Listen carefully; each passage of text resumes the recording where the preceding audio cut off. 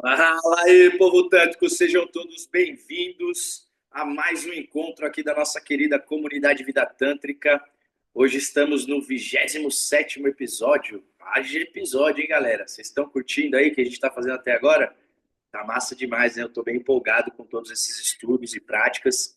E nessa aula de número 27, a gente vai falar um pouquinho sobre a parte histórica do Tantra, né? Ou seja, as 9 famílias originais do Tantra clássico, ou as 9 Sampradayas, ok? Então, aqui nessa aula, nesse contexto de hoje, ok? Dentro desse tema que nós vamos trabalhar nesse episódio especificamente, a gente vai trazer, então, um pouco do contexto do desenvolvimento histórico do Tantra e as escolas, né, as Sampradayas clássicas, no total de 9 Sampradayas, de 9 escolas diferentes entre si, ok? Tanto no aspecto das suas formas de lidar com todo e as suas visões, práticas, rituais, bem como a estrutura cronológica, né? A gente vai passar essas 9 Sampradayas desde a primeira que surgiu até a última do período clássico, ok? Então, a ideia é que a gente aprofunde dentro dessa estrutura, ok? Bom, para começar, importante aqui, ó, o livro de referência para esse estudo de hoje é o Tantra Iluminado, do Christopher Wallace, ok? Esse livro ele é muito interessante, embora nem tudo possa ser aceito dentro dessa estrutura, mas é um livro que vai misturar a parte acadêmica com a vivência, a experiência de um praticante do Tantra, que é o Christopher Wallace, né? Então ele é um cara que trafega entre essas duas vias, né? Ele é um acadêmico e também um praticante de Tantra clássico.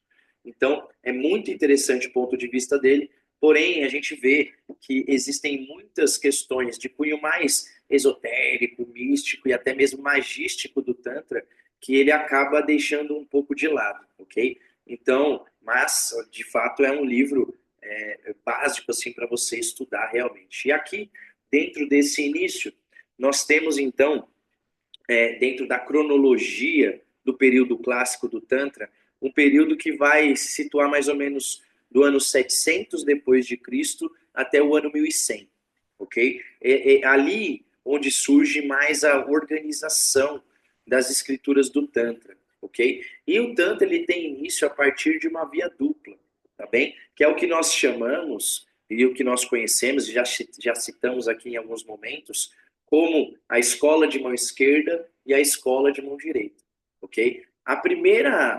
Basicamente a primeira escola que vai surgir dentro desse contexto, né, embora as tradições tântricas, elas tenham, principalmente as de mão esquerda, elas tenham fundamentação em tradições xamânicas, ok? Nós estamos falando de um período que é reconhecido academicamente. Então, nós estamos falando dentro daquilo que já é comprovado dentro do estudo dos sanscritistas, dos ortodoxos indianos, ok?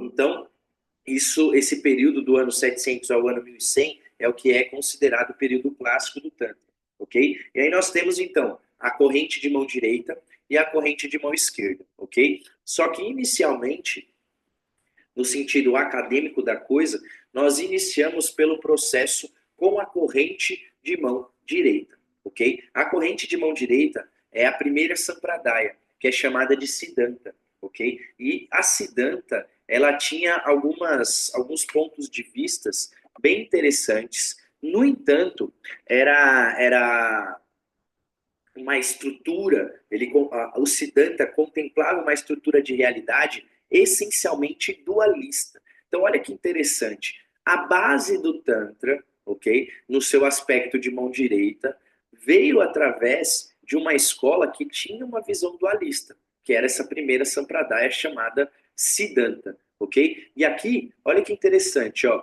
alguns pontos da escola Siddhanta, ó, enfatizava a adoração de Shiva sem Shakti, certo? Acreditava que a libertação era apenas o resultado de uma poderosa iniciação ritual e prática ritual subsequente. E não queria desafiar as normas sociais prescritas pelos sacerdotes brahmanes da sociedade védica, mas antes disso buscava até mesmo a sua aceitação. três pontos cruciais dessa escola, entende? Então vamos lá. É um tipo de Tantra que surgiu, ok? Mas que era dualista, que tinha uma visão onde a essência do divino estava separada da essência humana, ok? Então era uma visão essencialmente dualista.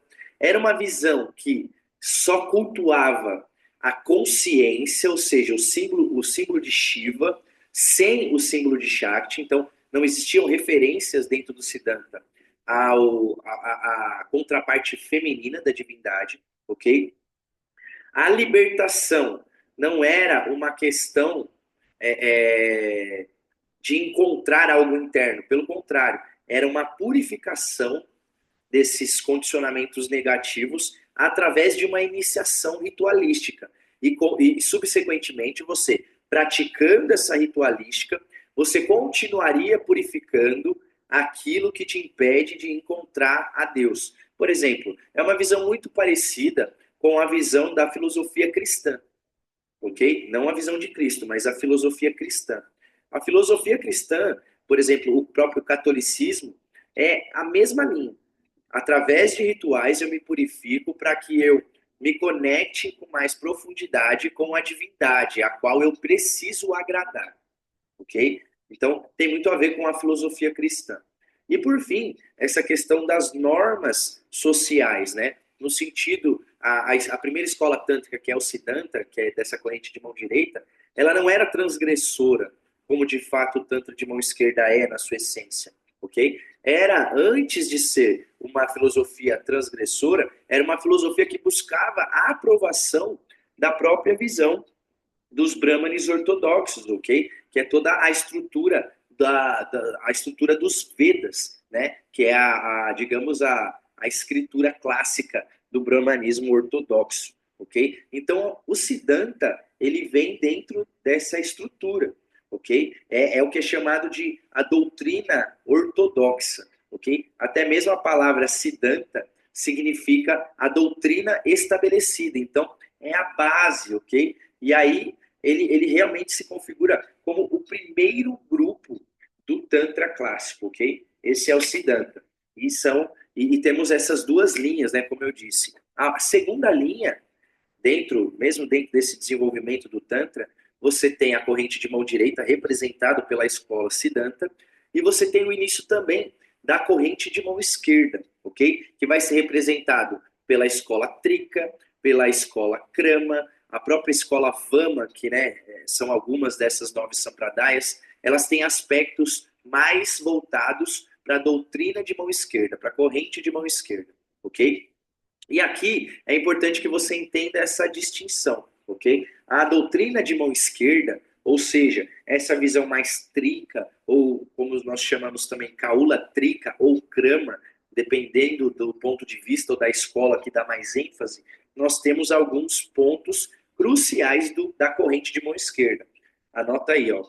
Primeiro, enfatiza o culto de divindades femininas e divindades ferozes. Segundo ponto, ensinava que a libertação poderia ser alcançada nesta vida, não apenas no seu fim, mas como resultado de experiências espirituais poderosas alcançadas através do cultivo da percepção e do yoga. Ok? Então, as práticas yógicas, nesse sentido, nos trariam a possibilidade da realização, da iluminação nessa vida, nesse momento presente. Ok? E, por fim, preferia desafiar a ordem social tradicional de várias maneiras, como capacitando mulheres, realizando rituais com elementos transgressivos, como, por exemplo, o uso do vinho, o uso do sexo, né, do maituna, o uso da carne, ok? Que são os elementos transgressivos da linha de mão esquerda, ok? Então, olha que diferente, né? Você tem a corrente de mão direita sendo exemplificada pela escola Siddhanta, ok? Uma visão profundamente dualista, focada na linha mais patriarcal, ok? Na adoração do espírito e da consciência na forma de Shiva. E do outro lado nós temos a Trika Kaula Krama, que é a linha de mão esquerda clássica, ok? Que vai ser uma linha de visão não dualista, que vai primar pela transgressão e que vai falar que o ritual ele é transcendido a partir da experiência no presente momento. Então são visões diametralmente opostas, ok? Mas, em um certo sentido, até complementares. Importante dizer, a corrente de mão direita representada pela escola Siddhanta, ela não vai admitir a visão da mão esquerda. Então, ela vai contra a visão da mão esquerda. Já a visão da mão esquerda, do Trika Kaula Krama, ela não vai contra a visão da mão direita. Pelo contrário, ela afirma muitos conceitos da mão direita, mas assimilando esses conceitos, ela vai além, ela transcende as ideias da mão direita, não nega isso, mas ela assimila e vai além, ok? Então, nesse sentido, a visão do Kaula Tricakrama, que é essa visão do Tantra de mão esquerda, é basicamente a visão mais alta, a filosofia mais completa de todas. Por exemplo, dentro das escrituras do Kaula Tantra, como o Mahanirvana Tantra, o Kularnava Tantra, alguns excertos como o Satnirupana Chakra, todas essas escrituras, elas vão estar profundamente alinhadas e realmente passando com muita clareza dentro das próprias escrituras que a tradição Kaula é a tradição suprema. Ok? E Shiva, mesmo Shiva, quando ensina dentro das escrituras mais de mão direita, e Shakti, quando ensina dentro das escrituras de mão esquerda, ambos, em alguns momentos, falam enfaticamente como a tradição do Kaula sintetiza a versão da mão direita e vai além. Isso nas próprias palavras, tanto de Shiva quanto de Shakti, dentro das escrituras, tanto da corrente de mão direita quanto da corrente de mão esquerda. Ok? Porque a mão esquerda, ela de fato assimila tudo, enquanto a mão direita, por ser dualista, ela foge do mundo. E a mão esquerda atravessa o mundo. Então, essa é a visão mais completa da tradição. Ok? Aqui é muito interessante. Olha aqui, ó, uma coisa que ele diz, o Christopher Wally diz. Kaula, a palavra Kaula, pode ser usada como sinônimo de Shakta. O que é um Shakta ou um Shaktista? Um Shaktista ou um Shakta é aquele que pratica a via da mão esquerda, é um adorador da deusa. Então, todas as pessoas, para você entender, se você vai pelo viés de adoração da consciência ou da figura de Shiva, né, você busca o espírito em prejuízo da matéria, por exemplo, você é um praticante da corrente de mão direita do Tantra, que basicamente vai ser uma visão dualista, separatista.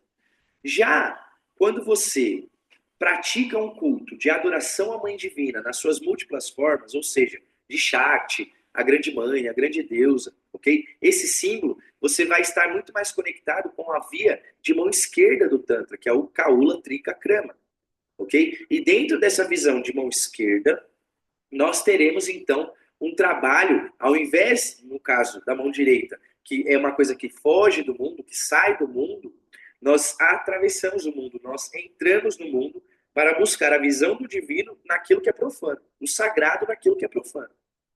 Compreende? Então, basicamente, dentro da própria questão da expansão da consciência humana, dentro desse nível que nós estamos experienciando atualmente, nessa história contemporânea, nós temos uma grande possibilidade de compreendermos isso com muita realidade. Dentro do próprio Kularnava Tantra, é dito, dentro das eras, né, é chamado, no hinduísmo existem as eras, né, a era de ouro, a era de prata, a era de bronze e a era de ferro. A era de ferro é chamada de a era de Kali, ou a era das trevas. E é exatamente essa era que nós estamos vivendo. Quando você vê a descrição da era de Kali, você tem a mesma descrição do Apocalipse nos Evangelhos e de todas as outras tradições que flertam com isso que nós estamos vivendo atualmente, que em algumas tradições é chamado de transição planetária, ou Apocalipse, como a gente conhece mais dentro da visão cristã. Nesse momento, a própria escritura do Kularnava Tantra ensina que a melhor ferramenta e o melhor caminho para se praticar durante a Idade de Ferro ou a Era de Kali é a tradição do Kaula Tantra, a tradição de mão esquerda. Porque nós vamos ir para o mundo e usar o mundo como uma alavanca para a nossa elevação espiritual. Para que você realmente compreenda o que está sendo dito, basta que você veja que o Tantra deu fundamentação para a grande maioria das ordens magísticas que surgiram no contexto inglês, por exemplo. Né? As tradições da Inglaterra, como a Golden Dawn, como a OTO, como a Astrum Argentum, né?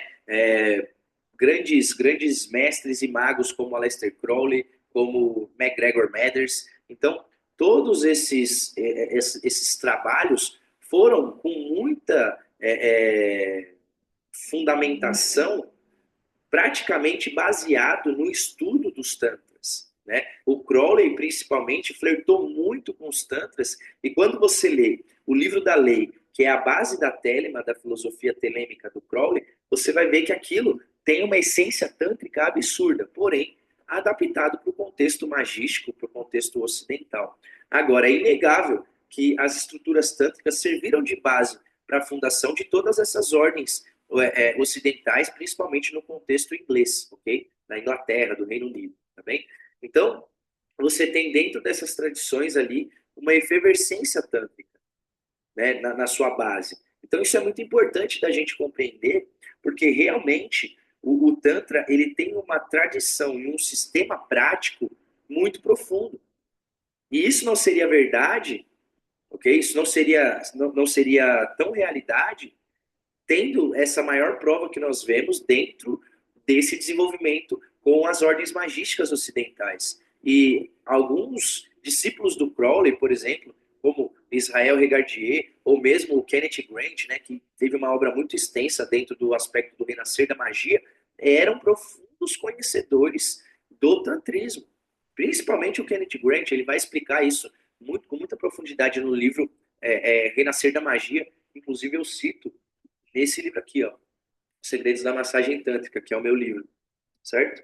Então, dentro desse contexto, você começa a entender com muita profundidade o que, de fato, o Tantra nos oferece, ok? É uma coisa muito, muito interessante. Agora, alguns pontos importantes, tá? É muito importante que você compreenda que, da mesma forma que o Siddhanta, a escola de mão direita, teve basicamente sua fundamentação num aprofundamento da cultura védica, ok? A linha de mão esquerda, a corrente de mão esquerda, ela tem a sua tradição nas culturas pré-indianas, que são de cunho xamânico, como eu sempre venho dizendo. O próprio Mircea Eliade, que é um antropólogo sensacional, fala a respeito disso. O próprio Christopher Wallace, nessa obra, aqui nesse trabalho, também fala isso, e eu separei um trecho aqui para vocês. Ó. Olha que legal. Ó. Enquanto o Siddhante da vertente direita modelou sua religião no protótipo védico que dominava a religião indiana da elite anterior, o caminho da vertente esquerda do Kaula emergiu de uma camada igualmente antiga, mas mais popular da religião indiana, um fascinante e estranho mundo visionário xamânico de propiciação de deusas de natureza, da natureza e yoginis de cabeça animal.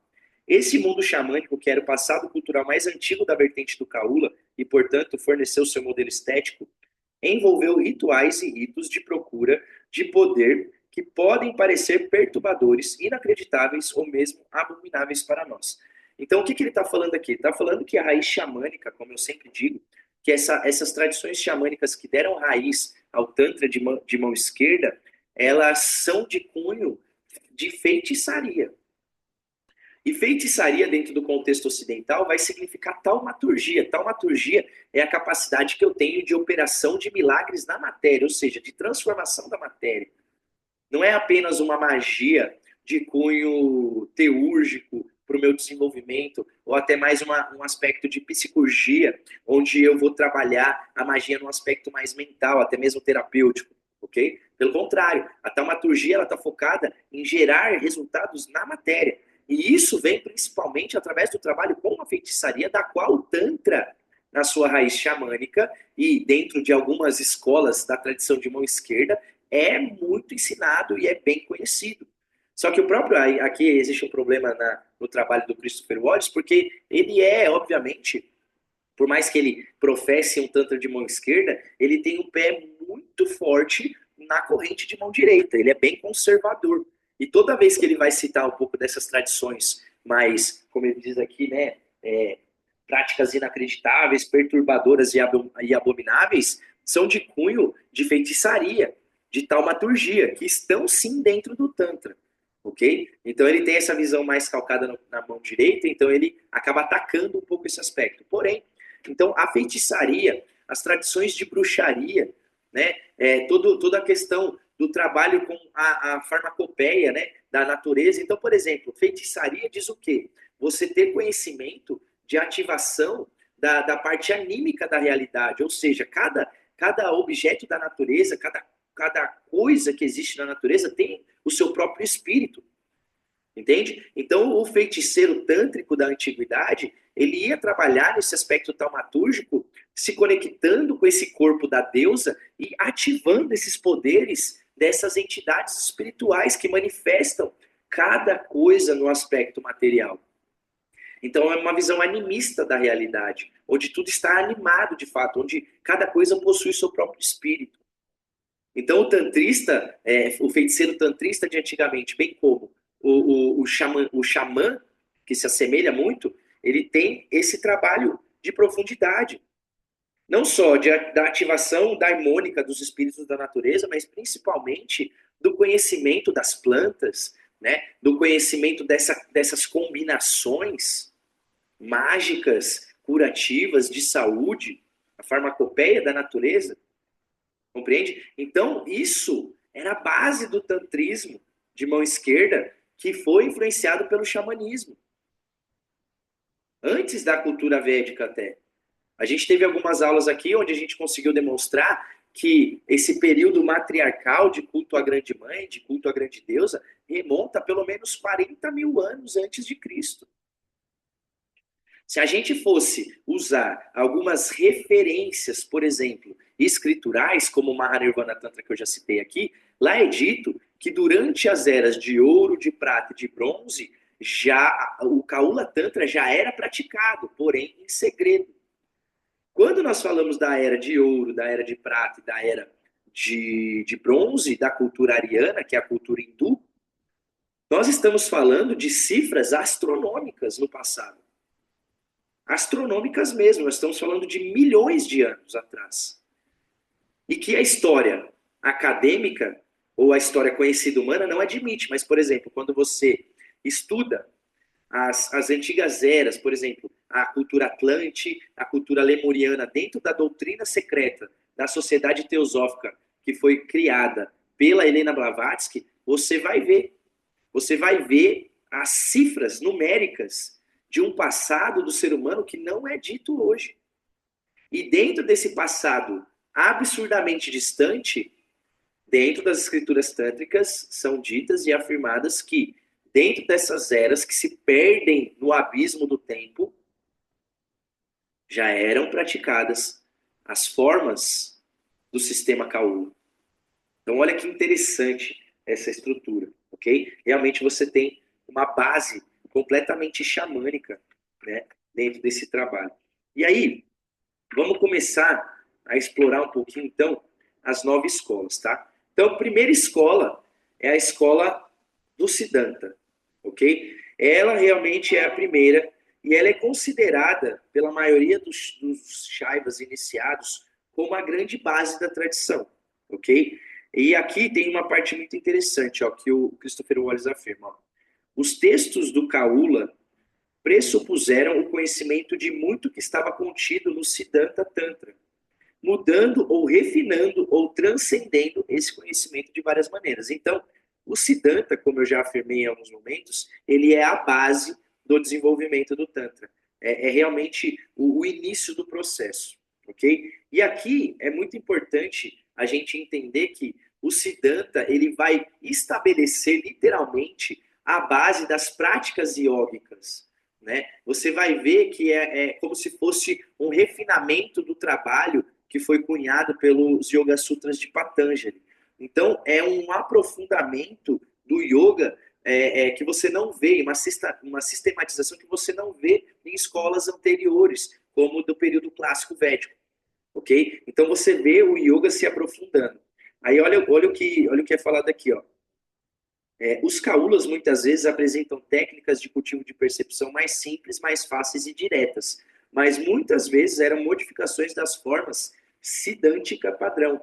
Além disso, os tantras do Siddhanta continham algumas passagens muito bonitas e provocadoras sobre a natureza e a prática do yoga, tais como: o yoga é o meio de revelar a luz infinitamente radiante da alma divina. Então, aqui, mesmo no começo do pensamento tântrico institucionalizado, a gente vai ver que o yoga era a base. E aqui o yoga não significa isso que a gente estuda hoje, tá, gente? Hatha Yoga, Ashtanga Yoga, Vinyasa Yoga, postura. Não, cara.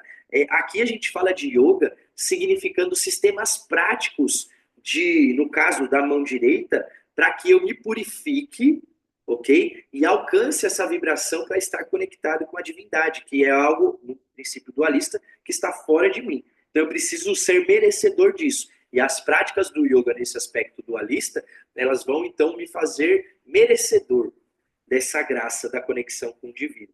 Como eu disse, é o mesmo princípio da filosofia cristã, ok? E aí nós temos aqui, ó, um ponto importante, que aí sim, essas tradições do Hatha Yoga, por exemplo, que vão surgir com uma escritura do século XVI chamada Hatha Yoga Pradipika, nós vemos então o início desse movimento de um yoga mais postural, e obviamente esse yoga ele vem desse fundamento do Siddhanta e de práticas do Tantra, ok? Do sistema tântrico, porém destituído da filosofia e da ritualística. Só a parte sistemática corporal foi passada dentro do Hatha Yoga Pradipika, ok? Então ele perde um pouco a conexão com o sistema tântrico e passa a ser meio que um sistema que tem caminho e desenvolvimento próprio, ok? Então é importante entender que o Siddhanta dá fundamentação posterior para o que vai ser chamado de Hatha Yoga dentro da tradição. Então, primeira Sampradaya original e clássica é a escola Saiva Siddhanta, ou Shiva Siddhanta, ok? Segunda escola é o que nós chamamos de Vama. É a primeira escola, ok? É o primeiro trabalho com o Tantra que vai ter um culto ao feminino de uma forma direcionada. E aí nós temos na Sampradaya Vama uma linha tradicional mais situada à mão esquerda, ok? Lembra, tá? As características básicas da mão esquerda. Culto ao feminino, transgressão às limitações da sociedade e uso do aspecto material, sensual, sensorial, ok? Para que a gente se desenvolva. E aqui o Christopher ele fala uma coisa muito legal, ó. A Sampradaya Vama, podemos ver que sua relevância vem de ser uma das primeiras tradições de culto à deusa a emergir na cultura religiosa indiana, que antes era profundamente orientada para o masculino. Lembra do Siddhanta? Masculino, Shiva. Então é a primeira escola. Ele continua falando assim, ó. É também uma das primeiras tradições transgressivas em que o poder é acumulado pelo adorador, em que o poder é acumulado pelo adorador, parte através da quebra das normas sociais e das estruturas de pensamento associado a elas. Então, é um pensamento de expansão, de rompimento do estabelecido, da transgressão, para que a coisa continue em expansão. E, principalmente, volto a dizer, a ênfase nesse princípio feminino. É importante que você saiba que a escola Vama, ela foi pouco mencionada. É uma das escolas menores, então não se tem muitas informações, a não ser realmente que a base dessa escola Vama, ela inicia o trajeto dessa construção da corrente de mão esquerda, através da sistematização dessas culturas pré-tântricas, né, essas culturas xamânicas da Índia, onde o culto à grande mãe, o culto à grande deusa, as feitiçarias, o trabalho com a natureza era a nota principal. Sendo assim, essa tradição, essa sampradaya da escola Vama vem como um primeiro movimento nesse sentido, ok? Logo depois nós temos a terceira sampradaya, que é chamada de Yamala, ok? E aqui, cara, você tem um início de ponto muito interessante, porque Yamala basicamente vai representar o casal. Aqui você tem uma das primeiras escolas que começam a fundir o princípio de Shiva com o princípio de Shakti, né? Na fusão dessa estrutura, nós temos então o grande Hridaya, né? o grande centro cardíaco da prática, que seria também uma das formas andrógenas de Shiva ou de Kali, representando essa totalidade, ok? E aqui tem um trecho muito interessante, ó, que basicamente o Yamala, essa escola, ela não se encaixava perfeitamente no espectro. No entanto, cadê? Ó? Yamala não se encaixava perfeitamente no espectro, pois possuía algumas das imagens mortuárias mais intensas e práticas de cremação mais transgressivas do que qualquer uma das outras seitas. Então, era um trabalho extremamente transgressivo, principalmente, lembra, tá? Quanto mais transgressivo, por mais que a gente esteja falando do casal, da união de Shiva e Shakti, dentro dos cultos transgressivos, nós temos sempre uma prevalência pela divindade feminina. Ok? Então, isso daqui é a base, ele continua falando assim, ó. Na antiga tradição de Yamala, que se destina principalmente ao asceta que busca poder, olha que importante isso daqui, nós nos aprofundamos nas raízes xamânicas do Tantra, descritas anteriormente, aquelas estruturas que nós estávamos comentando até agora, essa parte mais de feitiçaria, né, da coisa mais visceral. Então, o Yamala, a tradição da Sampradaya Yamala, era focado exatamente nessas tradições pré-xamânicas, ok? E principalmente pela obtenção de poder magístico para o praticante. Então, a tradição Yamala, essa Sampradaya, não estava focada no desenvolvimento da consciência, para que eu me reconhecesse enquanto espírito uno. Não, ela estava buscando o contexto magístico, ou melhor dizendo, o contexto taumatúrgico, ou seja, poder pessoal, poder magístico, para operar modificações na matéria, ou seja, operações milagrosas, ok? Olha lá, ó. O mundo de poderes mágicos e rituais arcanos realizados nos locais de cremação em uma noite de lua nova, utilizando crânios humanos e convocando poderes espirituais. Olha que grotesco, né? Como diria o Christopher Wallace, abominável, né? Mas olha, isso é uma das 9 sampradayas tradicionais da escola do período clássico do Tantra, né? Então é muito interessante da gente conhecer essa profundidade. Aqui tem uma partezinha, ó. Cadê, ó? Aqui tem um trecho onde é um trecho do Brahma Yamala, que é a escritura sagrada dessa Sampradaya. E aqui ele fala assim, ó, vou ler um trechinho.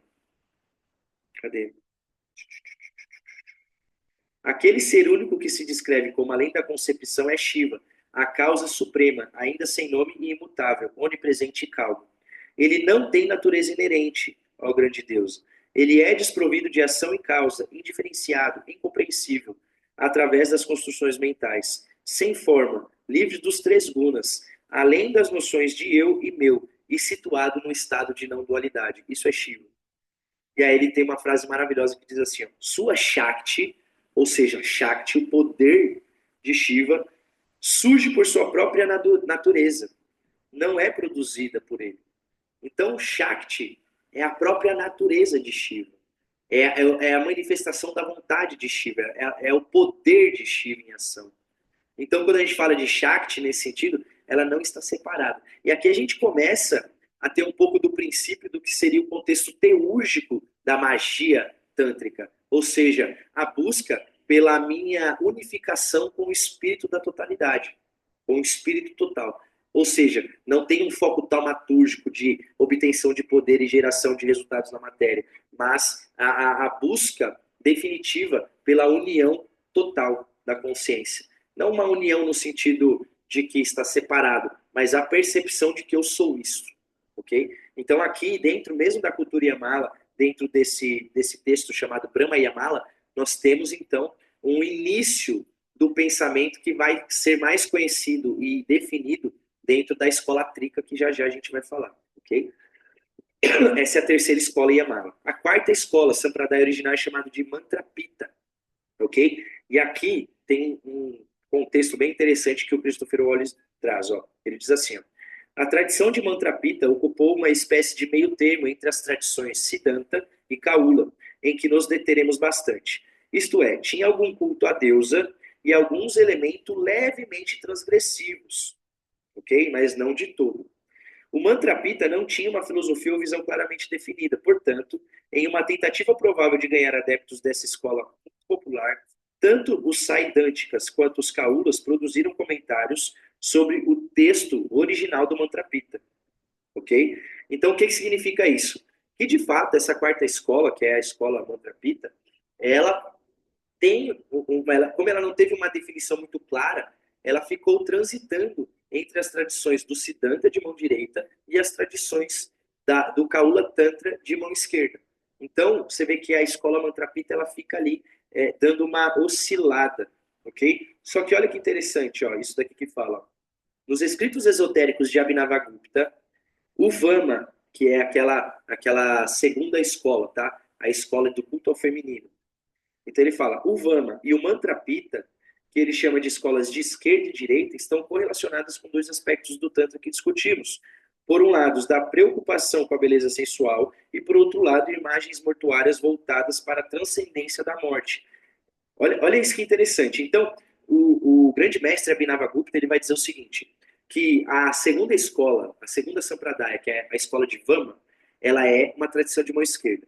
Enquanto a quarta escola, que é a escola de Mantrapita, é uma tradição de mão direita. Na tradição de mão esquerda, o mestre Abhinavagupta dá algumas correlações que diz assim, ó, feminino, a escola Vama, tá? Feminino, sensual, criação, conhecimento, canal esquerdo e inspiração. São 6 pontos que ele aponta dentro da tradição da escola Vama de mão esquerda.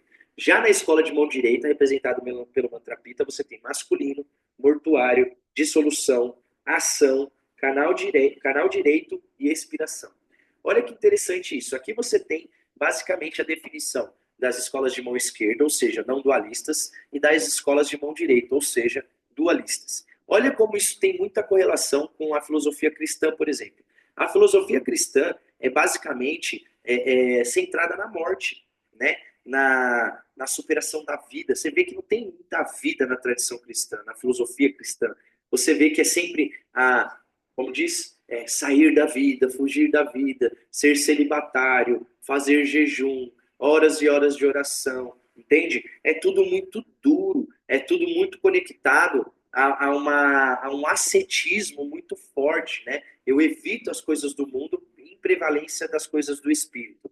Então, essa é a base, né, do Mantrapita, do Siddhanta, da corrente de mão direita.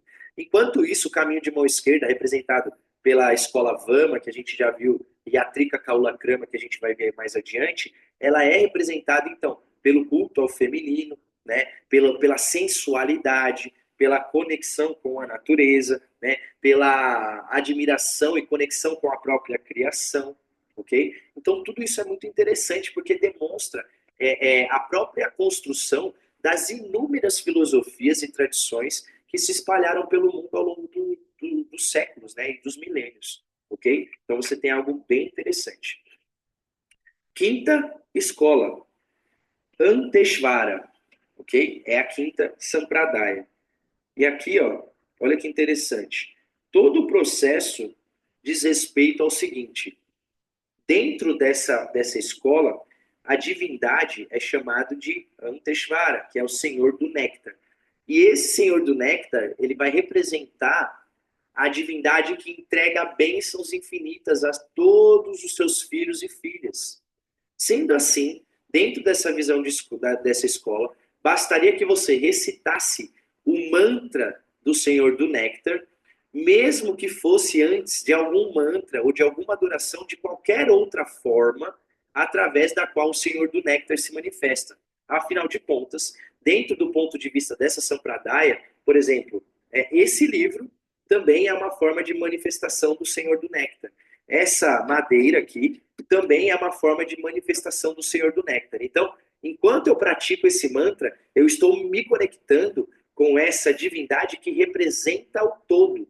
Então, basicamente, o desenvolvimento desse trabalho é focado na prática dos mantras, desse mantra específico, ok? Então, olha que interessante que ele diz aqui, ó. Seja qual for a forma do divino que você deseja reverenciar, você pode colocar antes da sua reverência o mantra de Anteshvara.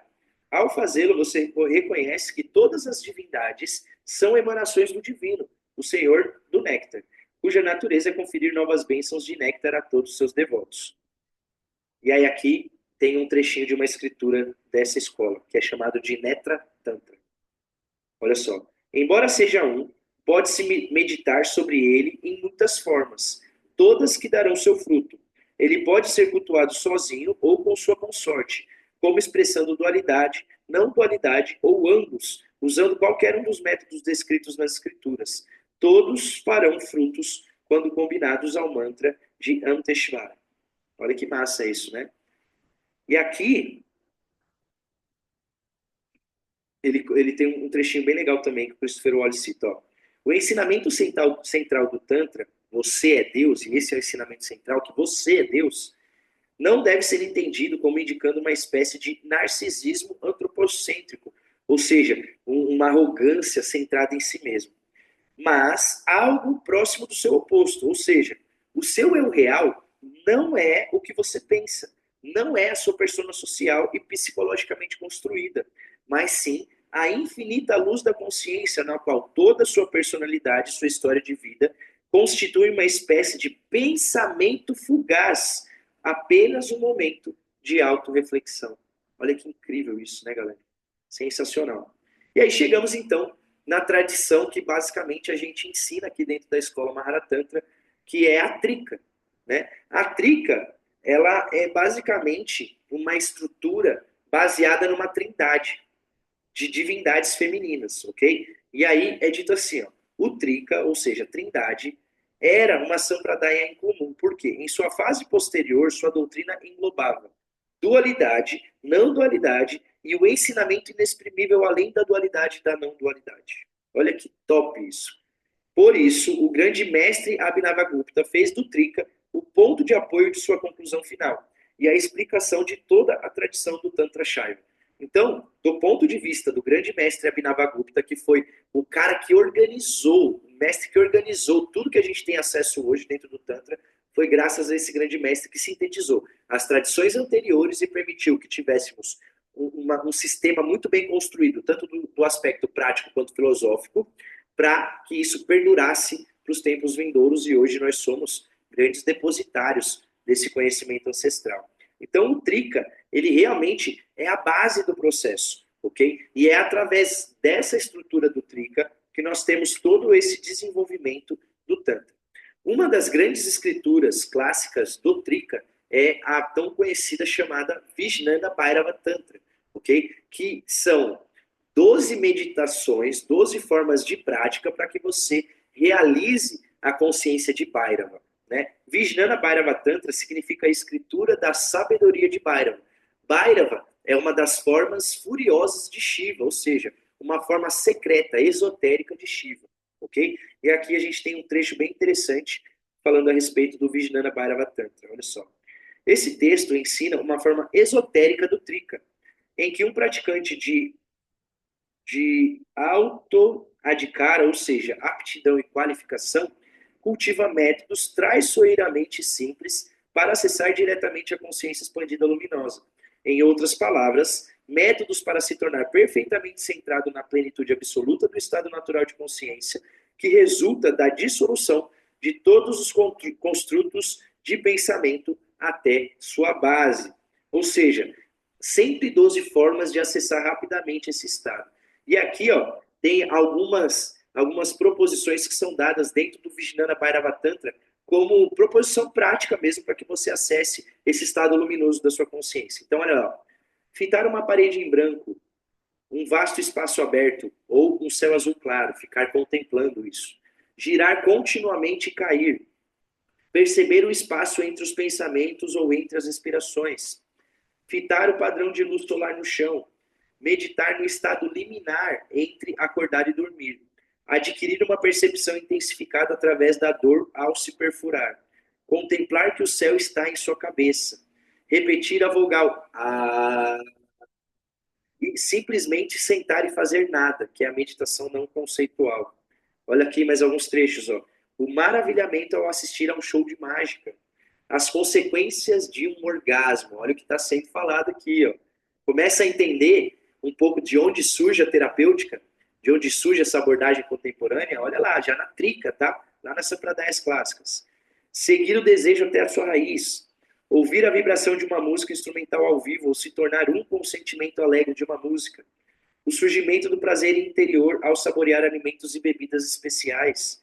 O movimento suave e repetitivo de um balanço ou de uma carruagem. E, por fim, a energia da consciência aguda e aumentada em qualquer experiência intensa. Muito, muito interessante. Obviamente, todas essas práticas são para meditadores já com uma grande capacidade desenvolvida, tá bem? Isso daqui é muito importante, porque senão você não tem uma boa base, ok? Então, o Vijnana Bhairava Tantra é uma escritura um pouco mais avançada significa não, mas representa, de fato, uma escritura esotérica do Trika.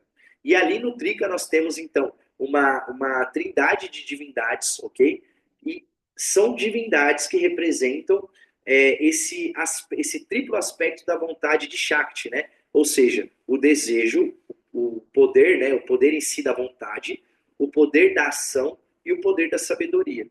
Cada uma das divindades do Trika representa esses poderes de Shakti, esse triplo poder de Shakti. Ou seja, vontade, sabedoria e ação, ok? Essa é a trindade do ponto de vista do Trika e, consequentemente, com práticas profundamente transgressoras, né? Vê coisas básicas como alimentação, como a contemplação de uma coisa bela, né? O próprio orgasmo sexual. Tudo isso são aspectos extremamente transgressivos e que situam o Trika como base do caminho de mão esquerda. Então, o Trika é uma evolução do pensamento da segunda escola, da segunda Sampradaya clássica, que é o Vama, onde começamos o culto transgressor e o culto ao feminino. O Trika refina isso, ok? Ele aprofunda isso, tendo em coisas básicas, como o Christopher Wallace diz, práticas traiçoeiramente simples, para que você tenha acesso a essa consciência iluminada, ok? Sétima Sampradaya, Kalikula Sampradaya. Essa especificamente é a escola que nós representamos dentro da escola Maharatantra, e a Kalikula Sampradaya, ela é originalmente um aperfeiçoamento do Trika, ok? Ela traz como base toda essa fundamentação do Trika, ou seja, esse triplo poder de Shakti, e aprofunda ainda mais. Como que ela aprofunda ainda mais? O Trika, e aqui é importante que você empreende, o Kalikula, no caso, né, que é essa sétima Sampradaya, Kalikula Sampradaya, ela não é representada pela versão de Kali Bengali, ok? O que é essa versão de Kali Bengali? Essa versão que, por exemplo, eu tenho ali, ó. Olha ali, ó. Tá vendo? Ó? Essas versões de Kali, que são as versões conhecidas hoje em dia, são as versões de Kali, da Kali destruidora, ok? Que é aquela que tem o grande mito de Kali sendo manifestada a partir do olho de Dangma de Durga, dentro de uma guerra com os demônios, né? Então, essa é a história clássica, porém, essa face de Kali, essa divindade específica que nós vemos hoje, ela é uma divindade de Bengala, okay? Que é uma região da Índia, que representa essa deusa da destruição. No caso de Kalikula Sampradaya, o culto de Kali não é focado nessa forma de Kali. Pelo contrário, a forma de Kali que é venerada em Kalikula Sampradaya é a Kali sem forma. Então isso é muito importante de você ouvir, porque tem muitas pessoas que vão falar sobre Kaula, ou sobre Kalikula Sampradaya, ou mesmo sobre Kali, eles estão falando sobre essa divindade que está conectada à tradição de Bengala, ok? Que é uma das regiões da Índia. Agora, Kalikula Sampradaya, quando eles falam de Kali, do culto a Kali, estão falando de Kali sem forma, ok? Que é completamente diferente, tá bem? Então, olha aqui, vamos ler alguns trechos desse livro aqui. Ó. O Kalikula, ou família de Kali, denotou vários grupos interrelacionados cuja divindade principal era Kali, a bela deusa das trevas. A Kali adorada pelos Kalikula era a divindade suprema, toda abrangente e o fundamento do próprio ser, a consciência final. Ou seja, até mesmo a consciência Shiva vinha a partir de Kali, ok? Continua assim, ó. E aí, olha que interessante, né? Dentro de Kalikula Sampradaya, uma das linhagens que mais se desenvolveu foi o que nós chamamos de Krama, ok? Lembra que eu citei lá um pouquinho no começo da aula? Então, nós falamos de Trika, de Calicula Sampradaya e do Krama, que basicamente são diversas formas de falar de acordo com a profundidade do mesmo princípio, ok? E aqui é dito assim, ó, o Krama era inequivocamente o mais radical, transgressivo, orientado ao feminino e não dualístico de todos os grupos do Tantra Shaiva. Era o caminho do Kaula por excelência, pois, ao contrário dos outros Sampradayas, não tinha nenhuma variante não Kaula, ou seja, primordialmente transgressivo de mão esquerda e orientado ao culto feminino. O Krama, apesar de seus sérios desafios para a ordem social, ascendeu a um lugar de destaque na Caxemira, contando com muitas pessoas proeminentes entre seus iniciados, como ministros reais, por exemplo. Isso influenciou o Trika, que adotou algumas doutrinas Krama, e as duas escolas finalmente se fundiram na teologia de Abhinavagupta, que propagou essencialmente uma Trika Kaula esotérico com núcleo Krama. Olha que interessante isso. Então aqui a gente começa a ver que o Tantra, galera, é uma coisa muito, muito, muito mais profunda do que a galera imagina. Olha mais um trecho aqui, ó. O Krama é uma tradição indiana pré-moderna. É a única tradição indiana pré-moderna a conceder às mulheres o status completo de guru. Olha que interessante. Então, o Krama ele é fundado por um homem, mas logo em seguida, na segunda linhagem discipular, a filha desse grande mestre que dá prosseguimento à Calicula Sampradaya com o núcleo Krama. Então, isso é muito interessante. E a própria linhagem de Abhinavagupta descende dessa linhagem do Krama e descende de linhagens femininas de transmissão. E isso só é possível em Calicula Sampradaya. Esse extraordinário manual de meditação, possivelmente influenciado pelo Vijnana Bhairava, ensinava um método novo e fácil, uma frase que caracteriza o Krama. Olha que louco, ó. Ele diz aqui que o Krama era caracterizado por frases como um método novo e fácil. Os mestres do Krama ensinavam o Krama, ou a tradição de Calicula Sampradaya, como um caminho rápido, um caminho novo, um caminho fácil para a realização, para alcançar o êxtase da consciência. Né? E aí, olha que interessante, ó. Esse mestre, que é o Rasvanata, escreve seu projeto enquanto se opõe explicitamente ao yoga anterior de Patanjali. E olha que interessante, o trabalho do Krama, o trabalho de Calicula, ok? Que é essa tradição de mão esquerda, o ápice da tradição de mão esquerda, vai ao contrário do caminho do yoga institucionalizado através dos Yoga Sutras de Patanjali. Por quê? O trabalho com o Yoga Sutra de Patanjali é o caminho do yoga, é o caminho do guerreiro, é trabalho. Aqui ele ensina o caminho rápido, o caminho fácil. E olha essa frase aqui, olha esse trecho que animal. Ó. A natureza da mente é instável, sendo inundada pelas impressões subliminares decorrentes de falsas construções mentais. Percebendo isso, propõe-se dissolvê-la.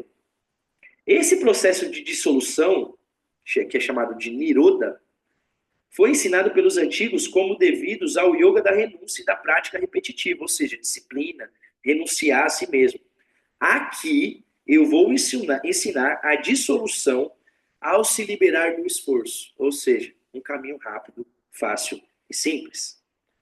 Muito, muito massa. E aí o Sanderson, que é o mestre do professor do Christopher Wallace, ele diz assim, ó, que esse processo de iluminação, fora do esforço, ele surge a partir do momento que nós passamos a observar o processo do surgimento e ou seja, o surgir e a dissolução do processo cognitivo, especialmente onde este último é particularmente intenso, como na percepção do belo ou durante a sensação do orgasmo. Olha mais uma vez aí a questão entrando. Então, conseguindo compreender o porquê que o Tantra, de fato, ele acaba influenciando a terapêutica tântrica nesse contexto atual? Porque, de fato, o orgasmo, em muitos momentos, é citado dentro das tradições e das inúmeras escolas como um fator crucial para que você tenha acesso ou um vislumbre desse estado de consciência. Ok? Então, é muito, muito legal. Ó, aqui dentro desse livro você tem toda a linhagem, ó, como a linhagem foi se desenvolvendo, certo?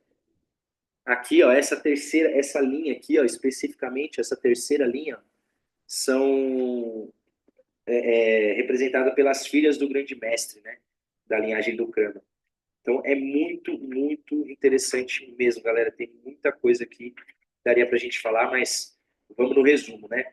Por fim, temos mais duas sampradayas. A oitava, que é a Kalbjika, ok? E aqui tem alguns trechos bem interessantes, porque essa escola é a escola que vai dar, digamos, fundamentação para as escolas de Kundalini Yoga, né? Então olha que interessante que fala aqui, ó. Cadê? A tradição de Kubjika reside no fato de que suas escrituras são a principal fonte para a teoria e prática da Kundalini Yoga, incluindo seu sistema de 6 chakras, que apareceriam mais tarde nos textos de Hatha Yoga, bem como através da transmissão oral até os dias atuais. Muito, muito interessante, né, galera? Olha aqui, ó. E aqui tem um trecho do mito dessa grande mestra chamada Kubjika, né? Ela é dito que ela encontra a versão furiosa de Shiva, ela se encanta por essa versão furiosa de Shiva e Shiva vai embora. E aí ela decide ir atrás de Shiva até que ela chega numa montanha e quando ela chega em cima dessa montanha ela entra num estado de transe que transforma ela no linga feminino, ou seja, ela se transforma num ser andrógeno que se penetra a si mesma. E nesse se penetrar a si mesma, ela entra num estado profundo de êxtase, e esse estado de êxtase chama a atenção de Bhairava. Bhairava vai até ela, elogia esse êxtase dela e pede iniciação. Olha que louco. Então, Bhairava se torna o discípulo de Kalbjika, e aí ela, então, para dar essa iniciação a Bhairava, ela se relaciona sexualmente com Shiva. Então, é muito bonito. Eu vou ler um trechinho. Ela sobe na pedra e entra em um transe yógico, tendo recebido a energia da transmissão empoderadora. Ela se torna a linga feminina, uma fusão de princípios masculino e feminino. Dessa forma, ela é feliz em si mesma e por isso às vezes é retratada como duplicada e lambendo sua própria vulva, que é uma das razões pelas quais é chamada Kubjika, ou seja, a corcunda. Isso simboliza não o narcisismo, mas a fruição introvertida, absoluta divina quando experimentada a plenitude do seu ser, incluindo todas as suas polaridades. Bhairava então aparece e elogia ela nessa forma andrógena do linga feminino, tirando a deusa de sua contemplação introvertida, e ela transborda na forma em que é adorada. Bhairava pede a ela então a transmissão empoderada, mas ela se curva em constrangimento, sabendo que deve ser dada através da união conjugal, que ela deve realizar no mundo externo, ou seja, que ela deve realizar no mundo externo a sua realização interna. Olha que massa, né? E aqui, ó, porém, em última instância, a explicação de Kubjika que se tornaria predominante é a de que ela é uma personificação de Kundalini, o poder em espiral, o poder da deusa liberadora e integradora que está geralmente parcialmente adormecida em todos os seres sencientes incorporados. A união de Shiva e Shakti na sua essência encarnada sexual dá origem ao ponto máximo imortal, uma singularidade, ardendo com a luz de 10 milhões de sóis. Olha que demais, entende? Então, essa simbologia da união entre Shiva e Shakti no aspecto sexual já começa a ter uma proporção conectada com toda a tradição mais antiga. E, por fim, nós temos, então, a última sampradaya, que é chamada de Srividya ou Traipura, ok? E aqui nós temos esse aspecto mais forte do desejo, né? Essa é a última escola do período clássico. E aqui eu vou ler um trecho para vocês bem legal. Ó. Do ponto de vista da Srividya, o desejo é a força motriz do universo, uma vez que sem ele nada surgiria, e a consciência divina permaneceria estática, ou seja, Shiva sem Shakti é Shava, ou seja, é um corpo, é um cadáver, ok? O trabalho do praticante espiritual, portanto, é primeiro liberar seus julgamentos sobre seus próprios desejos, julgamentos que causam uma contração da consciência. Em segundo lugar, fundir seu desejo limitado ao padrão mais amplo da vontade divina. Isso não significa desistir do desejo, mas sim aprender a querer apaixonadamente o que a deusa quer, o que exige tornar-se um com ela. O que a deusa quer é apenas fluir em padrões relacionais de harmonia cada vez maiores, e naturalmente entramos nessa dança quando nossos desejos condicionados, que surgem de uma falsa sensação de carência, são dissipados. Mas isso não pode acontecer enquanto julgarmos ou condenarmos nossos desejos. em vez de perceber que são a mesma energia que a vontade divina, limitada por nossa ignorância em expressá-los em harmonia máxima. Então aqui, galera, essa última escola, a Sirividia, ela bebe de todas as outras tradições que nós citamos até agora, mas principalmente vem para um lado muito mais sensorial da coisa, né? A parte sexual, o desejo como a mola motriz do universo, que se representa aqui, né, na matéria tridimensional, no desejo sexual. Então, primeiro, a admissão desse processo, a assunção dessa energia em mim, né, uma energia saudável, e a direção, a integração dessa energia em algo maior e o direcionamento dela para a construção da grande obra, para a construção do grande plano, que é aquilo que a grande mãe deseja fazer através de nós. Então, isso daqui já dá uma base para que a gente veja quais são as realidades, ou através de quais bases nós temos as práticas hoje da terapêutica tântrica, e mesmo do Tantra no contexto mais contemporâneo, né? Como que ele se aplica ao nosso cotidiano atual, ok? E principalmente, isso já mostra o quanto, por exemplo, essa escola Sirividia também tem muita influenciação na construção do nosso trabalho aqui da Escola Maharatantra, principalmente no aspecto terapêutico, ok? Então, muito, muito interessante eu gosto muito dessa imagem aqui, ó, da Lalita, né? Lalita Tripura Sundari, que é a divindade do Sirividia, ok? Você tem também aqui o grande yantra, né? Do Sirividia, que é um mecanismo muito interessante de trabalho contemplativo também. Show de bola, galera? 9 sampradayas, aqui um pouco do que é a história da tradição, né, em como ela se divide entre corrente de mão direita, corrente de mão esquerda, para que você consiga compreender um pouquinho mais do que é o Tantra e saber realmente, né, com embasamento, de onde vem, para onde vai e o que o Tantra hoje, nesse contexto atual, pode fazer por nós. Fechou? Espero que vocês tenham curtido e a gente se vê então na próxima quarta-feira. Grande abraço e até a próxima.